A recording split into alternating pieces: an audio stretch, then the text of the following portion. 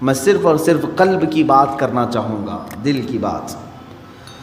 آج کے دور میں پوری کی پوری طاقت لگا دیتے ہیں اپنی صحت کو صحیح کرنے کے لیے۔ اگر آپ کا گھٹنا خراب ہوا تو مجھے یہاں تک خبر ملی کہ ایک گھٹنے کا آپریشن 1.5 لاکھ روپے سے، دل کا آپریشن، سر کا آپریشن، آنکھ کا آپریشن، ہاتھ کا آپریشن، جہاں کہیں تھوڑی خرابی آئی آپ مال خرچ کر کے اس کو صحیح کرانا چاہیں گے۔ جو لا علاج بیماری ہے کینسر، سب کو معلوم ہے، اس کے باوجود بھی کینسر ہونے کے بعد کوئی خاموش بیٹھتا ہے کہ چھوڑو اب تو مرنا ہی ہے؟ علاج میں وہ بھی 2-5 لاکھ روپے خرچ کر ہی دیتا ہے، اسے معلوم ہے کہ صحیح نہیں ہوتی، کوشش کرنے میں کیا گئے۔ کتنی حیرت کی بات ہے کہ یہ بیماریاں جو جسم کو لگی ہیں ان کو صحیح کرنے کے لیے مال بھی خرچ کرتے ہیں، وقت بھی خرچ کرتے ہیں، لیکن جو گناہوں کی بیماری دل میں لگی ہوتی ہے اس کے علاج کے لیے کوئی بندہ کوشش بھی نہیں کرتا۔ اس میں نہ پیسہ خرچ کرنے کی ضرورت ہے آپ کو، نہ ہی بہت زیادہ محنت کی ضرورت ہے۔ چند چیزیں ہیں کہ اگر قلب دھو دیا جائے تو پاک ہو جائے گا۔ دلوں کی سختی بندے کو انسان سے گرا کر جانور کے درجے پر لے آتی ہے، بلکہ جانور سے بھی بدتر۔ قرآن میں اللہ تعالیٰ نے فرمایا پہلے پارے میں، ثم قست قلوبہم من بعد ذلک فہی کالحجارۃ او اشد قسوا، لوگوں کے دل پتھر کی طرح سخت ہو گئے، نہیں بلکہ اس سے بھی زیادہ سخت ہو گئے، اللہ فرما رہا ہے۔ کچھ لوگ ایسے ہیں جن کے دل پتھروں سے زیادہ سخت ہوتے ہیں، پتھر میں کوئی چیز داخل بھی نہیں ہوتی، اندر سے کوئی چیز باہر بھی نہیں آتی۔ تو جس کا دل سخت ہو گیا ہے، ہدایت کی کوئی بات اس کے دل میں داخل بھی نہیں ہوتی اور کوئی بھی اچھی بات وہ قبول بھی نہیں کرتا، انہی لوگوں کے متعلق قرآن کہتا ہے صم بکم عمی فہم لا یرجعون۔ یہ کس کے لیے ہے؟ اندھے ہیں، گونگے ہیں، بہرے ہیں، وہ اب لوٹنے والے نہیں۔ قرآن میں اللہ تعالیٰ فرماتا ہے ختم اللہ علی قلوبہم وعلی سمعہم وعلی ابصارہم غشاوہ، اللہ نے ان کے دلوں پر مہر لگا دیا، ان کی آنکھوں پر، ان کے کانوں پر پردے پڑے ہوئے ہیں، ان کے لیے دردناک عذاب ہے۔ میرے عزیزو یاد رکھو، ایک مومن کے لیے سب سے پہلی چیز قلب کا تصفیہ، دل کا علاج کرانا۔ دل کا علاج سے مراد کسی کارڈیالوجی کے پاس جا کر کے نہیں، وہ تو خون کی نالیوں کو تو صحیح کر لے گا، لیکن دل کے اندر جو گناہوں کا میل ہے اس کو کوئی کارڈیالوجی صحیح نہیں کرتا، اس کو ڈاکٹرز نہیں صحیح کریں گے۔ اور یہ بیماری نہ تمہیں ایکس رے میں بھی نظر نہیں آئے گی، ہاں اس کی نشانیاں بزرگوں نے بیان کی ہیں، تم خود پرکھ سکتے ہو۔ اگر قرآن پڑھنے میں دل نہیں لگتا ہے تو سمجھ لو کہ دل کالا ہو رہا ہے، مسجد میں زیادہ دیر بیٹھنے میں دل نہیں لگتا ہے تو سمجھ لو کہ دل کالا ہو چکا ہے، اللہ کی راہ میں خیرات کرنے سے دل ہاتھ نہیں اٹھتا تو سمجھ لو کہ دل پورا کالا ہو چکا ہے۔ ایسی نشانیاں بہت ساری ہیں۔ آیات قرآنیاں پڑھی جا رہی ہیں، سننے کا شوق نہیں، لیکن وہی گانے گھنٹوں سنتا ہے، یہ دل کے کالے ہونے کی علامات۔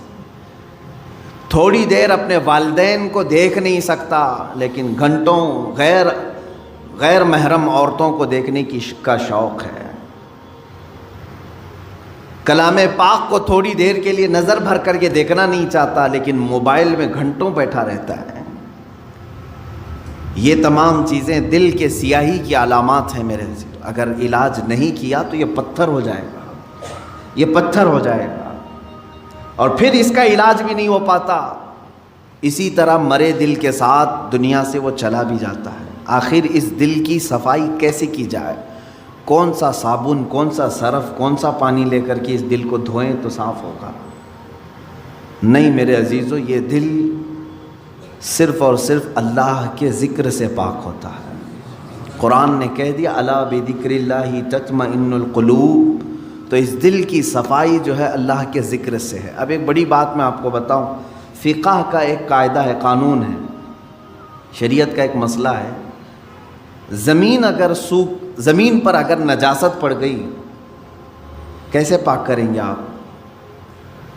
کھلی زمین تھی، گوبر پڑا ہوا ہے. پاک کرنے کا طریقہ، ہر چیز کو پاک کرنے کا طریقہ الگ الگ ہے. مسائل آپ پڑھیں گے تو سمجھ میں آئے گا.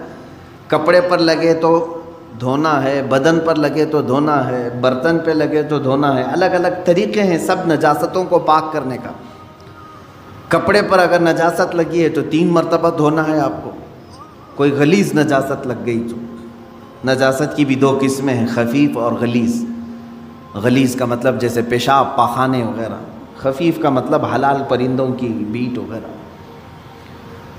تو یہ نجاست کو دھونے کے الگ الگ طریقے ہیں، لیکن ان میں سے اگر کہیں زمین پر نجاست لگی تو اسے کیسے دھوئیں گے آپ؟ کھلی زمین، میدان ہے باہر اور نجاست گر گئی ہے، اس کے پاک کرنے کے 2 طریقے بزرگوں نے لکھے ہیں، فقہاء کرام نے لکھے ہیں. پہلا طریقہ یہ ہے کہ بارش اتنی آ جائے کہ نجاست بہہ جائے. بارش اتنی آ جائے، توجہ ہے نا، زمین کے پاک ہونے کے 2 طریقے ہیں. بارش اتنی آ جائے کہ نجاست وہ بہہ کے چلی جائے. دوسرا طریقہ ہے یا تو دھوپ اتنی زیادہ پڑ جائے کہ وہ نجاست سوکھ کر کے ختم ہو جائے، وہ زمین پاک ہو گئی. یا تو بارش سے زمین پاک ہوگی یا تو دھوپ سے زمین پاک ہوگی. یہ 2 قاعدے ہیں شریعت کے. نجاست یا تو بہہ کے چلی جائے یا سوکھ کر کے چلی جائے. سوکھ کر کے جب ختم ہو گئی تو وہ زمین پاک ہو گئی. اب آئیے میں یہ بات کیوں بتا رہا ہوں آپ کو. مشہور صوفیہ اکرام نے فرمایا، اے بندے، اسی طرح تیرے دل کی جو زمین ہے اس پہ اگر گناہوں کی نجاست لگ جائے تو اسے بھی دھونے کے 2 طریقے ہیں، اسے پاک کرنے کے 2 طریقے ہیں. جس طرح زمین بارش کے برسنے سے پاک ہو جاتی ہے، اسی طرح تیرے دل کی زمین اللہ کے ذکر سے پاک ہوگی. اللہ کا ذکر برسات ہے، یہ بارش ہے. قرآن کی تلاوت بارش ہے. جیسے ہی بندہ ذکر کرنے لگتا ہے اس کے قلب پر اللہ کی انوار برسنا شروع ہو جاتے ہیں، وہ نجاست بہہ کے چلی جائے گی. اور دوسری، وہ آج کے زمانے میں مشکل ہے. اگر دل کی زمین نجاست سے ملوث ہو گئی ہے، ناپاک ہو گئی ہے، ایک طریقہ میں نے زمین کا بتایا بارش کا، دوسرا طریقہ ہے دھوپ کا. دل کی نجاست کو دھونے کے لیے ایک ذکر الہی کی برسات، یا تو پھر شیخ کامل کی نگاہوں کی گرمی سے. شیخ کامل کے نگاہوں کی گرمی سے نجاست پاک ہو سکتی. یہ 2 طریقے ہیں. شیخ کامل کا حصول معمولی بات نہیں ہے، اس میں برسا برس لوگ تلاش میں لگانا چاہیے. لیکن یہاں تو آج حال یہ ہے کہ کہیں سے کوئی بھٹک کے پیر میرے گھر آ جائے میں اس کا دامن پکڑ لوں گا. در حقیقت جسے اپنے بیماریوں کو صحیح کرنے کی طلب ہے وہ سچے پیر کی تلاش میں گھومتا پھرتا رہے گا. یہ نہیں کہ بازار میں بیٹھ کر کے انتظار کرے گا. اسے تو ڈھونڈتے رہنا چاہیے کنٹینیو کہ کہیں مجھے شیخ کامل ملے جو میرے دل کے مرض کا علاج کرے، جس کے پاس بیٹھوں تو مجھے گناہوں سے نفرت پیدا ہو جائے اور میرے دل کے اندر گناہوں کی جو نجاست ہے اس کی نگاہوں کی گرمی سے دھل جائے. اور یہ 2 چیزیں ہوتی رہی ہیں. آپ کو میں یہ دونوں چیزیں اگر سناؤں، بابا فرید الدین گنج شکر رحمۃ اللہ تعالی علیہ، یہ خود جو ہے اپنے، ظاہر سی بات ہے قلب میں ان کے نجاست کی بات تو میں نہیں کروں گا، لیکن انہوں نے 12 سال کنٹینیو ایک جنگل میں کھڑے ہو کر کے ذکر کیا. ان کے جسم پر بیلیں لپٹ گئی تھیں، وہ درختوں میں چھپ گئے تھے، لوگ پہچانتے بھی نہیں تھے. 12 سال تک وہاں رہ گئے اور ذکر الہی میں مشغول تھے. اور اس کے بعد ان کے مرید صادق محبوب الہی نظام الدین اولیاء رضی اللہ تعالی، جو حضرت خواجہ فرید الدین گنج شکر کے مرید بھی ہیں، خلیفہ بھی، محبوب الہی، ان کا حال یہ تھا کہ یہ اپنے شیخ کی نگاہوں سے، صرف بابا فرید نے صرف ان کے قلب پر نگاہ ڈالی اور ان کی دنیا بدل گئی تھی. اور پھر وہ اس راستے پر ایسے آئے کہ اپنے وقت کے قطب بن گئے. تو یہ ہوتا ہے شیخ کے نگاہ کی گرمی یا تو دلوں کو بہت پاک کر دے اور بہت اعلیٰ بنا دے، یا تو پھر ذکر الہی کی کثرت کہ بندے کے دل کو پاک و صاف کرے۔ یہ دو ہی چیزیں ہیں میرے عزیزو، یہ دو کو چھوڑو گے تو پھر یہ زمین اتنی نجس ہو جائے گی، اتنی نجس، یوں سمجھ لو کہ کوئی ایک زمین، جیسے ہمارے ہبلی کے باہر بھی کہیں ڈمپنگ گراؤنڈ تو ہوگا جہاں سارے لوگ کچرا پھینکتے ہیں، ہے؟ اس کے پاس سے گزرو گے تو ناک پکڑ کر کے جانا پڑے گا۔ ایک وقت ہمارے دلوں کا بھی ایسا آتا ہے کہ اتنی نجاست اس میں آ جاتی ہے کہ فرشتے قریب آنے سے کراہت محسوس کرتے ہیں، نہیں آتے فرشتے۔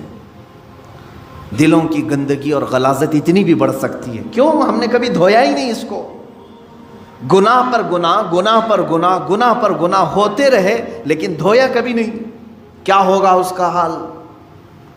آپ ان لوگوں کو دیکھتے ہوں گے جو سادھو وغیرہ جن کے جٹ ہوتے ہیں بال، کبھی نہیں نہاتے بیچارے، نہیں نہانے کی وجہ سے بال پورے جمع ہو جاتے، ہوتا ہے، ایک دوسرے سے بال چپک کر کے مل جاتے ہیں اور پھر اتنی غلاظت اس کے اندر ہوتی ہوئی، واللہ اعلم وہ کون سے طریقے پر چلتے ہیں، کون سا دین ہے مجھے نہیں معلوم، لیکن کنٹینیو اگر آدمی پانی بھی نہ لگائے بالوں کو تو یہ جم جاتے ہیں، ایک دوسرے سے مل جاتے ہیں اور پھر جٹ بن جاتے ہیں، کھول بھی نہیں سکو گے، زندگی بھر کاٹ کے ختم کرنا پڑے گا۔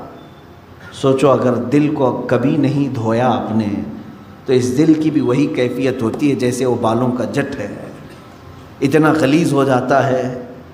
اسی لیے قرآن پاک میں میرے آقا صلی اللہ علیہ وسلم کی صفت اللہ نے کیا بیان کی ہے جانتے؟ وہ رسول تمہارے درمیان آ رہا ہے، دیکھیں 3 جگہ پر آیت آئی ہے، یہ 3 جگہ پر، تینوں جگہ پر اللہ نے یہی بیان فرمایا، وہ رسول تمہارے درمیان آ رہا ہے، یعلمہم الکتاب والحکمت ویزکیہم، تمہیں کتاب اور حکمت کی تعلیم دے گا اور تمہارے دلوں کو خوب پاک کرے گا۔ حضور کی سب سے بڑی صفت اللہ نے 3 جگہ قرآن میں کیا بیان کی؟ تمہارے دلوں کو صاف کرے گا۔ دلوں کو صاف کرنا یہ میرے آقا صلی اللہ تعالیٰ علیہ وسلم کا طرہ امتیاز رہا ہے۔ وہ ایسے طبیب حاذق تھے کہ جس کے متعلق شاعر نے سچ کہا، ایک عرب نے آدمی کا بول بالا کر دیا، خاک کے ذروں کو ہمدوش ثریا کر دیا، خود نہ تھے جو راہ پر اوروں کے ہادی بن گئے، کیا نظر تھی جس نے مردوں کو مسیحا کر دیا۔ رسول کریم صلی اللہ تعالیٰ علیہ وسلم نے اپنی نگاہ نبوت سے کتنوں کو ان کے دلوں کو پاک کیا ہے۔ کئی ایسے لوگ حضور پاک صلی اللہ علیہ وسلم کی بارگاہ میں حاضر ہوئے جن کے پچھلے زمانے کو ہم آج ذکر نہیں کر سکتے۔